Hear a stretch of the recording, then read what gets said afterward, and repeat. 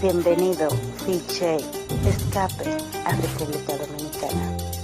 Hasta pronto, papi.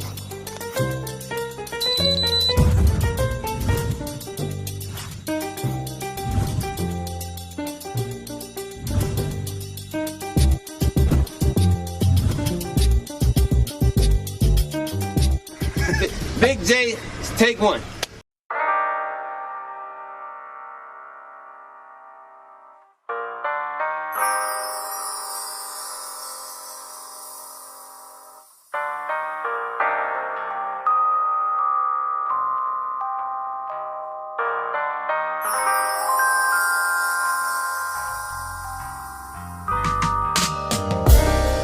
I'm too busy getting money. Ain't worried about you niggas hating on me. You ain't got nothing better to do with your time. Out here watching my every move, trying to watch everything I do. I ain't worried about you niggas. No, I ain't worried about you niggas. I'm getting mine. Just out here getting mine. I'm really getting mine. Just out here getting mine. You can't worry about these niggas when you getting money. Cause when you start getting money, niggas act funny. But you gotta remember the rules at all times. Watch your back in these streets, never forget your name. What it is, Skrilla, is that a lot of brothers, and I'm starting to hear this a lot, they're getting, let's call it, they're getting fucked up with Dominican Republic. Yes. A lot of people, I have to call it as it is, I'm not going to sugarcoat things. I always say I love this island. This island's given me so much. Right. I'll be the first to say it. But are there things, and nowhere's, let's face it, nowhere's perfect. Right. England's not perfect, Jamaica's not perfect, America's not perfect. Nowhere in this goddamn world is perfect. People as people are not perfect. Right. But let's call a spade a spade. There is a few things that are knocking me off in. And that people have told me, and we're going to get onto that a bit later. Right. That I'm like, oh shit. And I'm not going to say I defend Dominican people. I'm not going to say it because Dominican people can defend themselves. Right. Right. They don't need me. I'm an outsider. So I'm not one of them people to come and be like, oh, I'm going to talk up to Dominican. No, they don't need me. I'm not Dominican. Right. I never will be Dominican. Salute to their culture. I love their culture, but I'm not Dominican. I will never be a Dominican. So, but no culture's perfect. But stuff here has got to me. I'm not going to lie. I have been able to navigate around it. Mm-hmm. I think that's due to kind of my Caribbean background, such as the begging aspect of things. I dealt with that growing up, and you know, as Caribbean family, sending barrels back to Jamaica, and families opening up and moaning about what they got. Right. It's something that we grew up with. So coming here and seeing that same attitude, Yeah. it's kind of, oh yeah, I've dealt with it before. Nevertheless, it don't help. It don't. And It then, don't help. And the lack of urgency when you're trying to get something done, or you having to have to go to 2 or 3 different places just to get one thing done. I'm gonna tell you what happened. When I came back here from Malaysia, I went to BH De Leon, the bank, and I said I want to close my account. And the lady looked at me and she said, well, if you close your account, it's going to be harder for you to open it back up if you want to open it later. You should just leave it open. I said, no, I'm not going to need it. Close it. Another lady comes out. They speaking Spanish, they talking. The lady that I asked to close my account gets an attitude because she has to close the account. Took her an hour to close my account. She said the system wasn't cooperating, but she just didn't want to close the account. There's stuff like that that's really simple to do, but they so lazy they don't want to do it. Or let's say you helping the family. You know they need something, you good with the family, and you buy something from them. Once you solve one problem, they have 20 more problems lined up that they think you're supposed to solve. Yeah. That's the stuff that I don't like. I'm not obligated to do anything. I'm doing things from the kindness of my heart, but when I see it's appreciated, but you still want more, that's a problem for me. Because you're not even trying to apply yourself to take care of your own problem. You want somebody else to take care of your problem. I agree. I can't even argue with you because all of what you're saying, I've experienced. You know, as I said, we're going to get on to, you know, so question to you, my friend. Name me 5 things, just 5 things that annoyed you the most, and if it changed, would you reconsider staying? But name me 5 things. 5 things. 5 things that has to change. The spirit would say, all right, you know what, boom, Okay. I'm gonna stay. No money on the island. That's already a problem for me. Hold on a minute, no money on the island. No money on the island. If I'm doing business, they don't have enough money to pay me for the service that I provide, whatever industry, in order for me to sustain even just my rent. Okay. So there's no money, right? Driving. Right. They have no common sense when it comes to driving. Right. So If the they drive hit you, they looking for money. If you hit them, they looking for money. It's like Mario Kart when you drive in here. So you gotta be very careful. The begging, of course. Hold a minute, where are we? Hold a minute. No money on the island. No money. The No drive. money. The driving. The driving. The begging. The begging. Let me see. So no money on the island. The driving and the begging. No organization and sense of importance when it comes to getting business done. For instance, if you're trying to go, like when I renew my residence, it's a whole day thing. And first of all, I have to get up at about 3 or 4 in the morning. The noise, the right. music, the fucking roosters, the dogs, the everything. Someone was saying that someone will say you're being a typical moaning American, and if you don't like it, go back home. Well, guess what? To them, I say kiss my ass. You dig what I'm saying? And yeah. But no, I feel you. I feel you. But it seems like talking to you, and we're back again. Yeah, for a On little the bit. Instagram, we're back again on the Instagram, man. We're with Skrilla the Don, man. Yeah, man. So we, it seems like asking you questions about your early time of coming to the island, enjoying yourself, coming to Paula Plala, falling in love with Paula Plala, to use a better word, starting your record label, well not starting your record label, but continuing your record label here. Right. And giving people opportunity, doing food drive for the kids.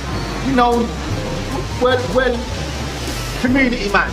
Yeah. You know, just community man. Just living. I never really felt it to be right to live in a place where you don't give back and you only taking from the land and not, replenishing, replacing, or make it better. So, question. Does it hurt? All of that being said, sorry, he's just fixing up the thing. So all of that being said, because I've seen you set up a lot here. You've done a lot here. You have. I mean, not one that just put their record label symbol in their fucking book. Yeah, come on. Yeah, man. I mean, does it hurt? A part of you that you have to leave PR behind and turn you back on PR and leave it. Does it hurt? Or for you, is it bittersweet? Is there a part, because, I mean, okay, we know that Russell's gone. Russell by his own admission told us what happened to him. Right. And so forth, when he left, obviously he's got to come back for certain purposes. He has shit to do here. He's been over, he's got a daughter here, so he's got to come back. So, say this to say that. We know that Russell's back and forth and he's left, he's had his bullshit. And we're seeing guys that are not even on YouTube. Right.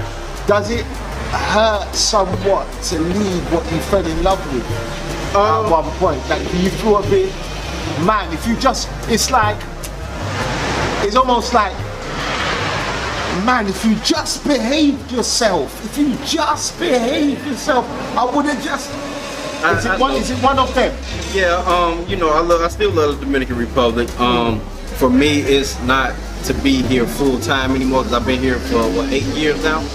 But I will still come back to visit, still come back to vacation. We'll get onto that. But my goal now, or my goals haven't changed, but I'm getting closer to the goals that I'm trying to accomplish. So it only makes sense to keep moving forward and not place myself here permanently. As Russell always said, I'm not a tree, I don't have no roots. So you traveling and you leaving, what countries have you visited since your departure? Well, your departure in from the DR, but I know you've been, for the people out there. Okay, well, the end of July, I went to Bali. Yeah. And I was in Bali for a couple of months, and Russell came to visit me. Yeah. Ed came, international mail, he came to visit me, and number 3. Russell, on the phone. Russell, he had to pass through Malaysia, and he told me, like, man, he was only there for a couple hours, but he was like, man, when you get a chance, you should go to Malaysia. I said, okay. Indonesia had my passport at the time because I was renewing my investment visa and doing all kind of stuff over there. So when they gave it back to me, I took a flight to Malaysia. Ed Kane had already went, so I met him over there, and I had a ball. So I was only over there for a week. They got me an Airbnb, moving around, taking grabs, and just seeing what the city has to offer. And then a light went off and said, well, this is only 3 hours from Bali where I'm trying to be. Bali is kind of expensive right now, but Malaysia's not. Okay. So within that 7 days, I found me a condo. And I told him, I said, hey, I gotta go back to Indonesia, I gotta take care of some stuff. But when I come back, this is what we're doing. Excuse me. So came back, we got everything together with the agent, put the money down, and I went on ahead and moved into the condo on the 28th floor in Malaysia. And my rent and my bills don't equal just the rent that I'm paying here in the DR. So I'm coming out cheaper. I have a whole slew of activities to do. I can do shopping, I can go to the malls, things that I can't do here. Like I said, it's cheaper. The food is cheaper, it's better. And it's only a 3-hour flight from where I'm trying to purchase my property from. So it only made sense versus and agua. And it's only 3 hours from where I'm trying to be, and it made more sense. So I was gone for 5 months. So within a week of me being back here in the DR, everything in my house was sold. Yep, that I do. So Malaysia, Bali, anywhere else around that region?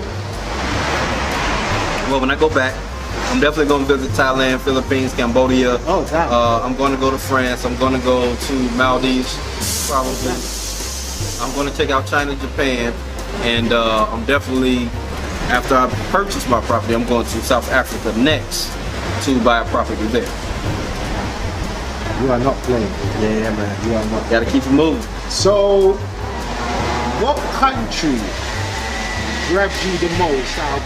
But you don't know yet because, like you just said, you're on your way. So it's not like Bali has been stamped as your. Well, Bali has always been a constant.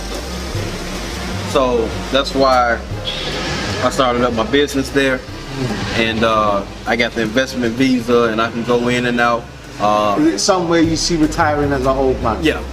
Well, that's why I'm buying a property there, because that's going to be my hub. Now, So DR, Bali's grabbed you out of Yeah. I love Bali. I love DR too, but DR it gives me a different vibe here than being there. Now, when I came back from Southeast Asia and came back here, the first 2 weeks I was really angry all over again because of all the aggravation and the irritation as far as driving, the begging, and just all of the stuff that goes on here. It just kind of got on my nerves. When I'm in Bali, I'm a whole different person. And this has been with all of that. There's none of that. None at all. And people told me that talk to me on a regular basis that I was way more calmer and at peace when I was in Bali versus being here. People know me from being angry when I'm here. I don't socialize, I don't go outside, I don't do nothing. Bali's totally different. How do you think? See, that's very interesting you say that. Because people, you know, when they see things like this, they think, oh, how can you say that? You're in paradise. How can you say that? I mean, if you saw where he lived, you'll literally be saying, how can he say that? How can you say that? Well, you're in paradise. Well, I mean, the thing is, it's a difference when you're visiting versus living. Okay. When you're living here, the vacation phase. Sorry about the noise, people. Yeah. We're trying to. I will try and tweak up the voice a bit. I'm really sorry. Yeah, but when you living somewhere, eventually the vacation phase has to end, and you see what's underneath everything. You know, because it's just like a woman, for instance. You meet a woman, go out with a woman. She got her makeup on, she got her hair done, her nails done, all of that. 5, 6, 7 months down the line, you're gonna start seeing her without the hair, without the makeup, without the nails. You getting deep up under them covers and seeing what's going on. You dig what I'm saying? So it's the same thing with these islands. It's gonna be as pretty as you want it to be when you first meet her. But just stick around for a little while. You'll see her start taking the weeds off, wiping her face, seeing all the motherfucking blemishes on the skin. Seeing her when her nails not done, when her feet not done, hearing her go to the bathroom. You know, all the shit that you wouldn't see if you had your own place. Once you move in, you're gonna get all that. Hair in the sink. Basically, you just talk in jest, like when you start seeing the real true face of the country is not as paradise as you feel. Exactly. So, since we speak offline, always do, and I won't say on your way out, but I remember you telling me you kind of had enough, you're going to be making moves. I remember you saying to me that you're making moves to go Bali. You actually remember that? Right. In between that, you started a new clothing label and Bali culture. How did that come about? What made you start? I know you had the blue smoke t-shirts out, the jackets made. How did Bali? What? Yo, I'm not gonna tell you guys again. I ain't gonna tell you guys again. Smash that like button. Smash that like button. Share and subscribe. But most important, smash that like button. It helps the channel. I ain't gonna tell you guys again. If I have to tell you guys again, I'm gonna have to come and find you. I'm gonna have to come and find you. I'm gonna have to come and find you. And I'm gonna have to especially come and find you. Smash that like button. Peace and love. Manners and respect. Peace. Like you said, you know what? How did the name come about? Okay, well, before I even thought about moving to Dominican Republic, I already had, I think, 3 businesses under my belt, and the clothing line was one of them, so I kind of was already dabbling in that. But when I wanted to go to Bali, I did my research, and I seen that you get basically a 2-month minimum on the visa to stay there before you have to make a visa run to come back. So me, in my mind, I'm trying to figure out how can I go to this country that I want to go to, stay as long as I want, and don't have to leave when they want me to leave. So, doing my research, I found somebody, a company that does visas. I started asking a lot of questions, and I said, well, how can I stay longer than the 2 months? The only other option was to open a business. So, I said, okay, let's do that. Didn't know what I was doing at first. They started asking questions, and doing a whole lot of digging and said, okay, so what's the name of your company? I didn't have a name. So I said, okay, if I was to do something, what would I do? I said, if I do YouTube videos and travel videos, it would be about the culture of the place that I'm in. It would be more so the cost of living, the food, the religion, like the whole culture overall. So I said, all right, something said Bali culture, and then that's what stuck. And actually on paper it's registered as Bali culture clothing because they couldn't just go with Bali culture. It was something with the name they couldn't do, so I had to add clothing on it. So but that's how it came about, and I was able to get a visa for 2 years on being an investor, and I'm able to stay there and not leave for 2 years at a time. And on my 5th year, I'm on my 3rd year now. My 5th year, I'll be able to get my Indonesian ID card and actually start the process of being a full-fledged citizen there. So everything with me is pretty much about business. Yeah. If you tell me it's something that this is the lane that everybody else is in, I'm gonna figure out how to create my own lane because I'm not like everybody else. I'm a special individual. So if you stay for 2 months, I want to stay for 2 years. I want to stay for 3 or 4 years.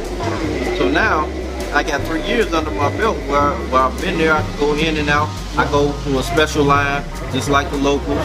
You know what I'm saying? So, and that separates me from everybody else too, because now they're looking at me as an investor saying, oh, well, he got money. When I look at those lines, when people come into the airport in Bali and they got to go to the visa on arrival and then they have to get in line to go through the immigration process, I go to a small desk, they look at my passport, they look at my visa, and I'm off the baggage claim. I don't have to stand in line. So I've always been different. Easy. so going back to the Blue Smoke music. You even gotta watch your mans that's always around, cause them the ones watching your moves trying to take it down. Many people they say wrong one built in a day, but since the beginning bitch niggas have their special place. You gotta keep your eyes wide while you ride high. Niggas got them Draco rounds ready when they ride by. I'm in DR. What's gonna happen to it? Is it closed? Is there?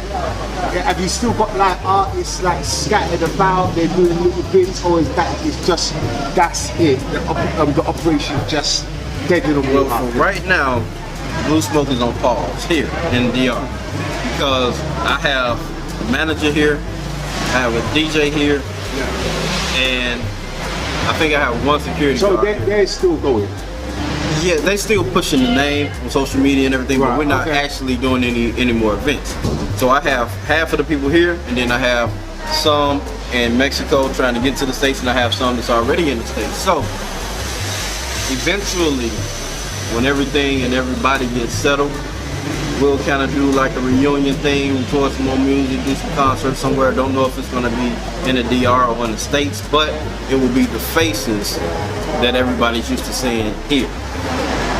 So what if, so what if new artists came to you, obviously within the Dominican realm, would you still sign them even though you're not solely concentrating? Would you still sign artists if need be? Well, that is still possible because I know a lot of different people here with studios, so I don't necessarily have to be here. So it would be an Interscope or a Def Jam situation to where I say, okay, how much does this person charge for studio time? I will put my manager in charge, I will make the tracks, I will let them record, and then we'll figure out the other logistics as far as them doing concerts. I can still operate without being here. It's always easier when I am here, but Blue Smoke, no matter where I go, Blue Smoke is going to be there. So it's going to be a Blue Smoke Bali. I don't know if it's going to be a Blue Smoke Malaysia yet, but I'm already locked in with Russell Simmons and a couple other people in Bali. Yeah, I see that. And they're looking for a studio, so I kind of already got my hands. Trying to make, that's how my performance came about in Bali. So so I got a lot of different things going on. So you moving to Bali, Malaysia. What was the one thing that was special out that just grabbed you and just said to me, you know what, this is it. That's it for me. Even though I'm going to travel to all these other countries, Bali, Malaysia just grabbed my soul. What was it? Well, for me, the biggest thing for me was the peace aspect. It's quiet, you get tranquility, you get peace. That's all I'm looking for. You know what I'm saying? I can do anything I want to do. Nobody's bothering me. Every blue moon, you might get a person that's homeless or, you know what I'm saying, asking for some money. But even they smart. They'll sit outside of the ATM, because all the ATMs in Bali, for the most part, they're enclosed in glass. So you open the door, you go in. Because it's so hot, you gotta have air conditioning. They'll sit outside the ATM and beg right there. They're not walking up and down the street. They know where the money is. Let me sit here. Somebody come. You can't tell me you don't have no money and you just came to the ATM. So, but other than that, I mean, everything is fairly cheap. Everything is way more convenient. If I don't feel like going outside and I'm hungry, I can order food to my doorstep that's cheaper than here and cheaper than the United States. And they do a lot of rice and vegetables and yeah. So it's way more peaceful. Man, I envy you, man. I don't envy you, but I do envy you, you know, because if some of the stuff that we see will make yeah. I'm still on my journey. A couple of years ago, me, you, tailor-made, Ed K. We done an off-the-cuff interview on your rooftop. Right. I labelled it Black Man vs. the World. Shout out to Marcus, by the way. Marcus was saying to me, I need to put that interview back out, And you know, for the most part, I think I will. Definitely do that. But if you recall that the rooftop, I asked you a question. And the question was, is love possible in the Dominican Republic? And your reply was financial. At the time, I didn't really understand. You spoke in riddles, I gotta be fair, you spoke, because you didn't really go into. I'm gonna put the interview back out, people. I'm gonna put the interview back out, you'll see what I'm talking about. But sometimes one word can say a lot, but I didn't quite catch on to what you were saying. But you applied financial. Do you still stand by that answer you gave back then, and why? Yeah, it's even more so prevalent now than it was back then. Because now, instead of being somewhat discreet about it, even though you know what's going on here, and they had a little tact about themselves, they don't have that tact anymore. Just let's get straight to the point. This is what I want. What are you gonna give me? I already know what you want. The conversations here don't have to last more than 5 minutes. It's gonna either be a hard yes or a hard no. So, especially with the new laws that's coming out, that's geared towards helping the Dominican women and going against the foreigners, as far as if you yell at somebody, it's a domestic violence charge. I keep on hearing that. Let me let that motorbike go up. I keep on hearing about this motorbike thing. I keep on hearing about this yelling thing. Is that a rumour? Is that a bad rumour going on? Is that actually true? No, it's true. My uncle, he went to the magistrate about it, and he said he knows 2 other people that went to the magistrate because of it. They let them slide with it, but because they didn't actually get physical with the people that they're talking about, but if it's brought up again, they can go to jail for that. Yeah. every single thing about this island is about money.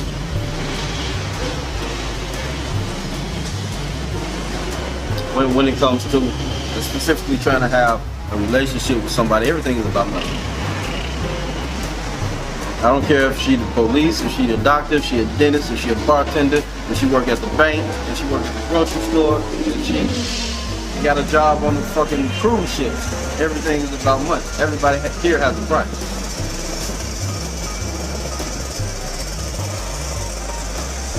Whoa.